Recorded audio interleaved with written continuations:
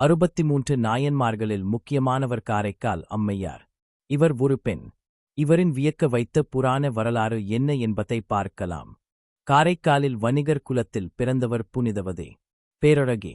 இவர் குழந்தையிலிருந்தே சிவபெருமான் மீது தீராத பற்று கொண்டிருந்தார்.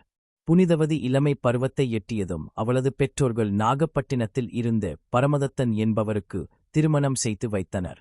இருவரும் மனம் ஒத்த தம்பதிகளாக வாழ்ந்து வந்தனர்.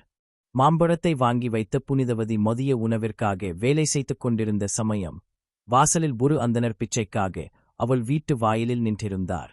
சமையல் முடிந்திராத நிலையில் வந்தவருக்கு என்ன உணவளிப்பது என்று நினைத்த புனிதவதிக்கு கணவர் கொடுத்த மாம்பழம் கண்ணில் பட அதை அந்தணருக்கு பிச்சையாக இட்டாள். அந்தணரும் அதை பெற்றுக்கொண்டு சென்று விட்டார். மதிய உணவிற்காக பரமதத்தன் வீட்டிற்கு வந்தான். அவன் உணவருந்திக் கொண்டிருந்த புனிதவதி கணவனுக்கு மீதமிருந்த ஒரு மாம்பழத்தை அறிந்து போட்டாள். அதை சாப்பிட்ட பரமதத்தன், ஆஹா, மாம்பழம் மிகவும் ருசியாக உள்ளதே, ஆகையால் மீதமுள்ள அந்த மாம்பழத்தையும் எனக்கு போடு என்று கூறினான். புனிதவதிக்கு சங்கடமான சூழல் உருவானது.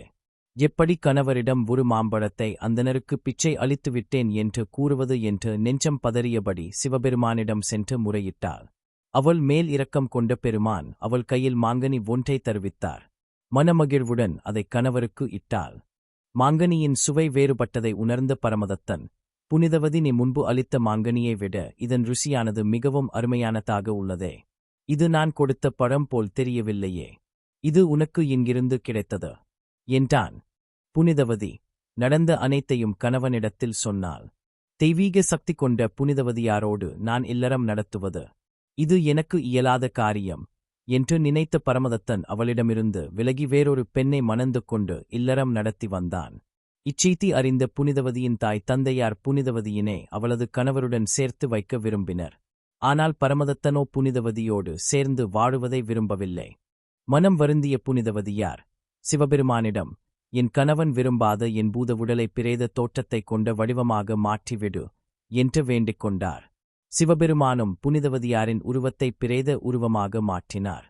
புனிதவதியார் பிரேத உருவத்திலேயே சிவபெருமானின் மீது பதிகங்கள் ஏற்றினார். புனிதவதியாருக்கு சிவபெருமான் வீற்றிருக்கும் திருக்கயிலைக் காணும் ஆசை உண்டானது. அங்கு செல்ல விரும்பி கால்களால் நடக்க விரும்பாமல் தலையாலேயே நடந்து திருக்கயிலை அடைந்தார்.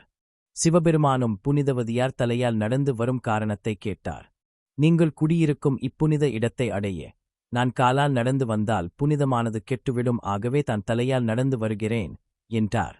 புனிதவதியின் பக்தியைக் கண்டு மகிழ்ச்சியடைந்த சிவபெருமான், அம்மையே நான் ஊர்ச்சவ தாண்டவம் புரிகின்ற திருவலங்காட்டில் வீற்றிருந்து பதிகங்கள் பாடி உற்ற நேரத்தில் கயிலை வந்தடைவாயாக என்று அருள் புரிந்தார். புனிதவதியாரும் தலையால் நடந்து சென்று திருவாலங்காட்டை அடைந்து அங்கு தங்கி பதிகங்கள் ஏற்றி இறுதியில் சிவபாதம் அடைந்தார்.